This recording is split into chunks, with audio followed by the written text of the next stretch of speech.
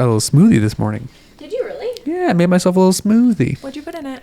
Well, there's a little protein powder thing I got from Costco way back when. Hasn't expired yet. Very excited about that. Very exciting. And then Costco also has these prepackaged, because they love plastic, little pouches that came in a bigger pouch of plastic because nice. I guess fuck the environment. Thanks, Costco. But also I contribute, so it's my fault. Ooh, what's that mean? Remaining power. Oh, we have to plug in a thing. No, I can get it. Thing that fell. No, you keep talking about your smoothies while I, just so you know why we just stopped. There was a notice saying that our power was running low on our monitor, so I'm going to fix that. Unplug the laptop and plug the white one underneath. But anyway, I'll talk about my smoothie situation. There you are. There's my camera. They also have these little pouches of like fruit and vegetable and like, what is it called? It's like spinach. Yeah, greens, Lindsay. And they come in a prepackaged thing. I didn't realize that until I actually opened it up one morning. I was like, I have to pre-portion this. This is fine. But it was done for me. So I have these little protein shake smoothies I do every morning. And it's replaced a meal because I'm trying to slim down for a wedding. This is also toxic. You should not focus on that if you're, slimming down for a wedding. I think that's insane. But I feel like for me, I'll feel more confident, more happy if I'm a few pounds lighter and just like tighter, So I work out every now and then. I lift weights. I use the sauna most days. But sometimes, you just got to focus on the source of what's making you feel not so great, which is bad eating habits. And so I've started focusing on smoothies in the morning to replace a breakfast meal, which is usually full of carbs. And now it's just sugars and protein. Your breakfast meal is full of carbs. First of all, a lot of them one are. thing I'd like to tell you really quickly is that sugars are a carb. Sugars are a carb. I know that. Okay. I know that. But like not like bread. You know what I mean? Oh yeah. Starchy, carby. Do you know what's really interesting? I want to hear it. First of all, how little most men know about nutrition. And that's why I said that, because I wasn't even poking fun at you. I genuinely wasn't sure if you knew that sugars are a carb. Yep. Because, and bless every man in my life's heart, if you're in my life, you're a goodie. But most dudes, unless they've gone on a fitness journey or they've worked with a nutritionist or something, are completely unaware of nutritional information in food, like caloric intake, just generally. And I love this for you guys. You're like, the ignorance, the blissful ignorance we live in. I want to slim down a little bit. And Tim's like, I'm going to switch to a smoothie. If I'm going to slim down, this is like, it's an event. I once worked 4 weddings in an event. I once worked 4 weddings from Thursday to Sunday and I lost 12 pounds. Yeah, so first of all, I don't know how. That's dehydration. No, it wasn't. Terrifying. I was well dehydrated. I just lost weight because I was on my feet. Because you must have burnt so many calories. Hours. Oh my God. Your caloric deficit was massive. But the reason why I think it's so sad and problematic is that like by the age of 12, I knew how many calories a banana had. like this is the shit that's in like girls magazines, whereas boys magazines Toxic, are like, man. How to replace your tire on your car. Not even. How to be a man. No, it's like fishing and how to beat a video game. Yeah, of course. Whereas ours was so toxic. Listen, anyways, speaking of toxic things. Shoot Your Shot. We're not toxic. This is Shoot Your Shot. It's the photography call-in show that is a podcast. My name is Tim. I'm Lindsay. We're professional photographers. We don't say professional, but we are photographers and we're professionals. We say professional every time, in fact. We do. I was told not to, and we're still doing it by our producer, Lindsay. And we shoot weddings and portraits, and we focus on people for the most part, a little bit of product. This is a call-in show where you leave your DMs, your interests, your hot takes, your questions about photography to the I'll do it. Please do at the Shoot Your Shot podcast. That's the one. It's on Instagram. Can't miss it. And Tim and I are the ones in the DMs. So send us your unhinged thoughts. Send us your questions. Send us your follow-ups too for stuff we've answered on the podcast. We'd love that to would know also be awesome. Yeah. Love to hear that. We've had countless photographers from around the globe reaching out, asking us questions about photography, business, everything related to images. Please, I want to hear it. We're business people today. We are. First of all, this is actually feeling like a corporate meeting. And in corporate meetings, one of the things that I know that we love to discuss is metrics. Oh. And can I just say, our metrics fucking slap, We're Tim. good at this. We're good at this. People listen. I know you're not really supposed to talk about I'm really breaking the fourth wall, whatever. No, fuck the fourth wall. But first of all, I take next to no credit for this because all I do is yap, and Tim does everything else for this podcast, especially lately. I was doing the socials, and wow, May just rode me long and hard. And Left you. leave it. We're done now.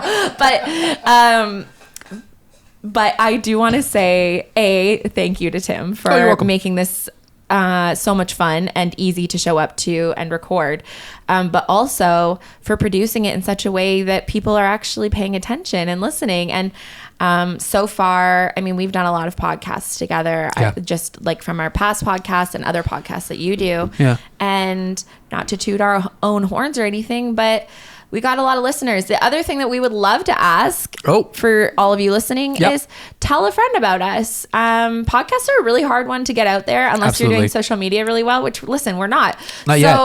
We are by the time you're watching this. We will be. We're coming right back. But Tim and I have very busy lives outside of the podcast, and our efforts can only be amplified by you guys if you help us. So we would love to just put that little request out there. Please. Tell a friend. We'd love that. The more that you comment on our YouTube, the more that you leave us reviews and subscribe and all of those things that we keep annoyingly asking you for, the better it'll be for this cute little pod. Anyways, our question to the 8 Ball, which we do every time, should be related to that, I think. I think it'd be good to bring it back to metrics. Will you, the viewer, listener, be a good guy, gal, non-binary pal, and give us a good review? Let's find out. Oh, let's find out. I hope this says it is certain. What does that say? It's decidedly so. So it's out of your hands. Ew. It's been left to fate, to the mystical, magical... The 8 Ball said so. Lovely 8 Ball. Put that back there in its shrine. Is it centered? Do we center it up? It's good enough. Oh, perfect. Let's get to a question, a hot take. This is something I scrubbed from the internet of Reddit, our wedding photography. Let's just dive in because it's super interesting and something I thought we could talk about. I can't wait. This is from the Redditor Patriot Trader. Go for it, Lindsay. Read it out. Oh, that's an interesting. It's an interesting one. Trader. Okay. Yeah. So this is from Reddit. Thoughts on people watching the first look or wanting to be a part of it? ? I had just wrapped up a wedding where the family insisted watching the bride and groom's first look, which I internally wasn't fine with because that tends to put pressure on the groom not to have a more natural reaction. But also, I've really tried to explain to couples that a first look is their moment and more private, plus editing-wise, I find it to just be simpler with little to no background distractions. Just curious what everyone's thoughts are on having an audience with first looks. Great question. Tim, what are your thoughts? I didn't jump into the comments of this because I wanted to come in with a fresh look. Interesting, okay. Which is what we always try to do on the show, just give our own perspective without much, pretense. We don't care about anyone else's opinion but our own. No. I just want to share what I think and feel. I think it's an interesting thing. It's something that comes down to, I think, the couple and their experience and what they want from the day. Of course. Many couples that I work with will want to use this time to just kind of like make it about them. I know it's ironic to say that and kind of silly because I'm there photographing or taking video of it. It's not really about them. We're different, though. We're different. We're there to capture the memory for them, not for anyone else, basically. Of course. So a lot of couples will also do like a private vow reading or do like a little gift exchange or something in that time. Having an audience of people kind of takes, in my experience, takes a lot of couples out of that. And it's a weird performative thing. Like this Redditor mentioned, it puts undue pressure on either member of the couple, you know what I mean? To have to perform and make it like a thing that like, oh, people are watching. I should live up to the expectation of what is expected of me on a wedding day. So I think it's interesting. Every couple's different, but in my experience, to make sure that there's enough separation from the people, the peanut gallery watching, I'll give them like a limit. I'll say, you can watch, but it has to be from over here to not get in photos. And for the most part, the people we photograph, the community we live in, the market we're in, people are very open and receptive to that because they know it's not about them. They want to get a cell phone picture for their reels for the day. I get it. It's fine. Yeah. As long as there's enough space and it's a respectful amount of space, I'm generally okay with it. But I will check with the bride and groom or the groom and bride to see if it's something that they're kosher with because, I would say that it's a conversation. I think that this is actually really giving me a lot to think about right now because I've been having some issues with first looks lately. Oh, tell me about that. With wedding party being there. So how I usually run my day, as Tim knows, is I typically will do a first look. It's so funny that some photographers are like, first looks are not for photographers because the lighting's like the worst or whatever. I love a good shady moment. I love a good backlit moment. What can I say? I'd rather take first look so that my clients can actually enjoy their cocktail hour and enjoy their wedding day and not feel like they are doing a photo shoot. Call me crazy. Yeah. That's what I'd like to do. I'd like to get the bulk of the portraits and those kinds of things done so that everybody can take a pause and have a breath. And after the ceremony, we can just have the more fun, creative photos come out instead of really feeling like working off a list, checking boxes. We need to do 150 combinations in an hour and a half. That's going to be so much fun for us. And we'll definitely feel creative and not burnt out by the end of that. Why would we Definitely. feel that way? No, good. of course. Sounds great. So what happens is I usually will do a first look. Okay. Just the couple. Love 15 minutes. Doesn't need to be long unless Honestly, they are doing like a vow reading. 8 minutes tops. Yeah, like really you're giving yourself a buffer for them walking in. Yeah. Then we will go right into wedding party. And I always say wedding party, and that just means your people, the bridesmaids, groomsmen, whoever the people are that are in your little crew that probably they're dressed somewhat like the same. Yeah. Not including the family. Uncles, then aunts, cousins, none of that. Yeah. 20 to 30 minutes with the wedding party where I've done everybody together. Generally, the groom and his people, the girls and whatever. I know I'm using really gendered terms here. Each party's side. Yes. And their people. Love it. Then we move on after that half an hour of everybody together and separate. Immediate family. Into immediate family. Yes. And I would like to take this moment to remind people what an immediate family is, just please. In case anyone's we've had some confusion in the past we've had recently. some really serious confusion. What is an immediate family? That means the people that raised you. Uh-huh. The people that were raised alongside you. So that could be your siblings. That could be step siblings. That's okay. Those are all immediate family.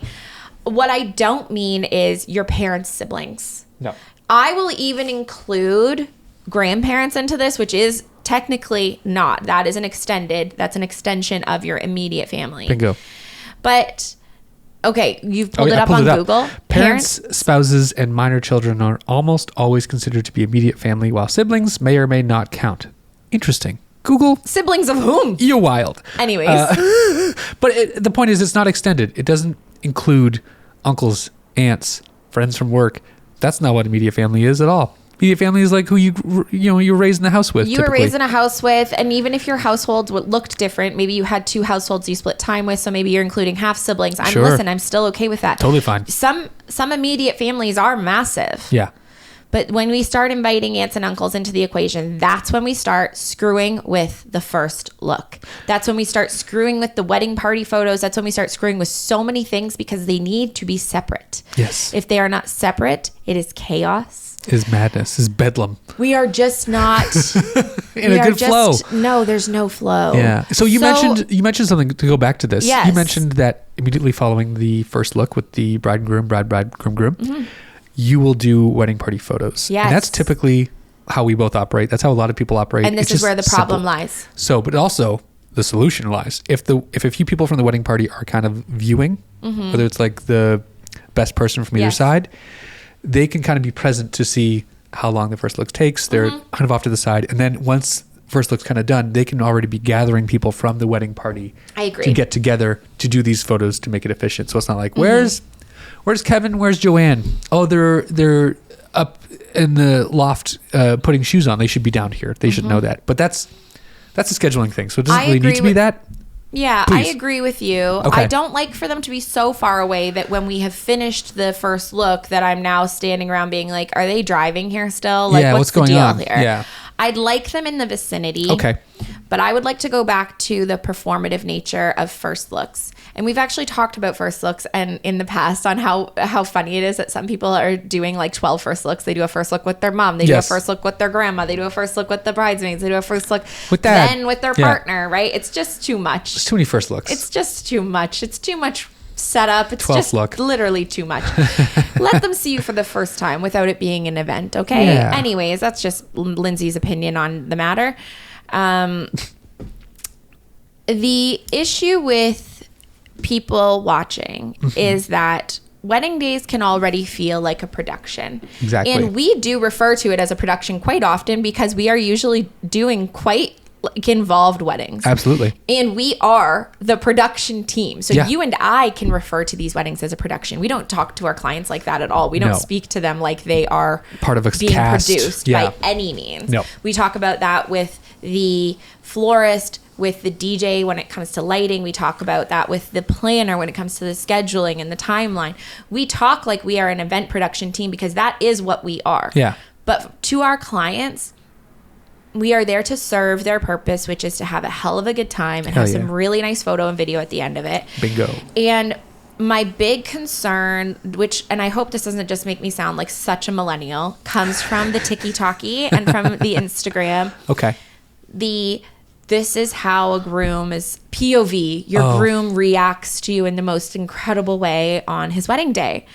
Some of these are real, and I'm sure that some of them are. Yeah. And I am also absolutely sure that some of these are not even real weddings. Yeah. I'm absolutely sure that some of these are actors. And I am also positive that some of these are men that were told if you don't cry when she walks down the aisle, she's going to think that you don't like her that I see that much. so often on grooms' faces when the They're bride overthinking is it. about to walk down the aisle. I'll okay, it's set up. The doors are closed. Yeah. She's about to walk in. I'll turn my camera as discreetly as I possibly can towards the groom and just kind of have it down here so it's kind of like angled Yep. up at me so I can still see. And he'll immediately do one of these, just like looking at her and then look right at my camera and like I can see the gears turning in his head. How Like, do I react? How do I react? I'm being photographed right now, and he's super hyper aware that I'm staring at him and he's staring at me, and I'm like. But I also don't want to miss the shot. I don't want to lose that frame when he actually does look at her. If So he it's does a do very a- strange thing to photograph. Mm-hmm. It's one of those moments where I just feel the fourth wall's down. And I don't mind during a ceremony because, listen, there's eyes all over him. And he'll likely forget. And my camera on him Yeah. is just one more set of eyes. Yeah. During a first look, that should be, and if this is what my clients want, which I believe lots of them it is, Yeah. that should be the time for just them to center themselves. Yep. They've maybe spent if this couple is doing things traditionally, they've maybe spent the morning apart. Yeah. And they haven't seen each other. Yeah. And this is their first time seeing each other. This is maybe their first time seeing each other's outfits. This is maybe their first time seeing how they've done their hair, all of these things, right? These are their first moments to be like, holy shit, we're doing it. And that's Yeah. usually what we hear from people Yeah. right after the first look, right? They say, oh, wow, this just became real. We're It's really super duper doing real. this. Yeah. And then we just start going. And this is a marathon. We are running through, we are going through this whole day. And from that point on, Yeah. we're going. This is a whole wedding now. Train This is on the tracks. This is Train is no moving. longer you were having a nice time with your friends this morning. This is Yeah. no longer that chill. Like it's going. And obviously I want it to be chill. I'm making it sound like this is like It's you know. not like a However, factory, but it is. you are not centered on each other probably from that moment on until the ceremony, Yeah. which is maybe a couple of hours. And then your next moment to be centered on each other is maybe during cocktail hour because God bless us, we've done all the photos beforehand and You're you guys welcome. finally get to have a cocktail hour moment together You just on goddamn your welcome. own. And then maybe during sunset when we always say, this is just for you guys to like take a breather and then we'll just stalk you casually. So, with that in mind, knowing that once the first look happens Mm-hmm. and they've seen each other, the anticipation has set in, they're like, okay, this is real. Let's get going. Mm-hmm. How can you and I, let's say you're doing photo, I'm doing video on my wedding day. How can we make the lead up to that moment not feel like a production, knowing that the production is going to start as soon as we start doing wedding party photos? So What I are some actually things- address let's, it. Let's talk about it. I Okay. actually, at my last few, and especially when I know that the one partner in the relationship has been heavy on Yeah. the TikTokies and heavy Ooh. on the Pinterest and Yeah. heavy on the sharing those things with, if they're sharing them with me, they're probably sharing them with their partner as Absolutely. well. I will actually say, to be fair, I do shoot a lot of straight couples, so Yeah. so forgive me, but I will usually say to the groom, I don't want you to react in any type of way. I want you to just feel what you feel when you see her. And that probably will bring out more real emotion than if I hadn't said anything, because he's going to be like, oh, okay, fine. That I can just be myself. I don't have to do anything crazy. I'm like, Yeah. you don't have to feel any type of way. I just No. want you to feel how you feel when you see her. And once you've done that, we'll tell you what the next thing is you have to do. But otherwise, just Give like them a have, box to just live have in. like a Yeah. moment, because you know, being Brene Brown, clear as kind. Clear as kind. If the more clear that we are with our clients about what we are expecting of them, the more they are able to just be themselves. I don't like to give a lot of cues, like, you know, some photographers and videographers will give really specific cues to really incite emotion. I don't want fake emotion. I want real ones. I don't want to remind you of, you know, like there are photographers that literally will be like, I want you to think about today being the last day you'll ever see her. Like, I'm not kidding. This is a real thing. Yeah. This is a real thing. I've been to Portrait Masters and WPPI enough to know there are actual educators It feels that teach people manipulative. to. It feels a bit completely manipulative. Ugh. Everything we do is manipulative, though, Tim. For sure. We just have to decide what our ethical boundary of manipulation is. True. And even me saying to this group, I want you to feel whatever feelings that you are. We know that I'm manipulating that scenario. Yeah. Just by even saying that. But we're not guiding them in a way where it's like, think about their death. And that's aggressive. There are That's a lot. some really seriously like crazy things. Maybe that's what those photographers were hired for. Maybe the clients saw previous photos and maybe BTS of their work and they thought, I want whatever it is that they do. Get me there, whatever the cost whatever is. it is that they do to do that. I want to get there. And Couldn't that's be me. cool. Couldn't be me. I want my clients to be just their normal little selves, their cute little people selves. Yeah. And that's what I want to shoot. The day is elevated enough as it is. You don't need to prime it with more emotional thoughts outside of what's happening And in if front of them. family and wedding party and their eyes and their input are going to impact my clients one moment together, hell no. So I will, now that I've given this a lot more thought, we've really workshopped this idea here. I'm actually going to ask my clients more pointedly in our initial call, like 4 or 5 weeks out from the wedding. So your first look, is it private or is it not private? And I want to know, like, maybe you guys go and talk about this after this call. Yeah.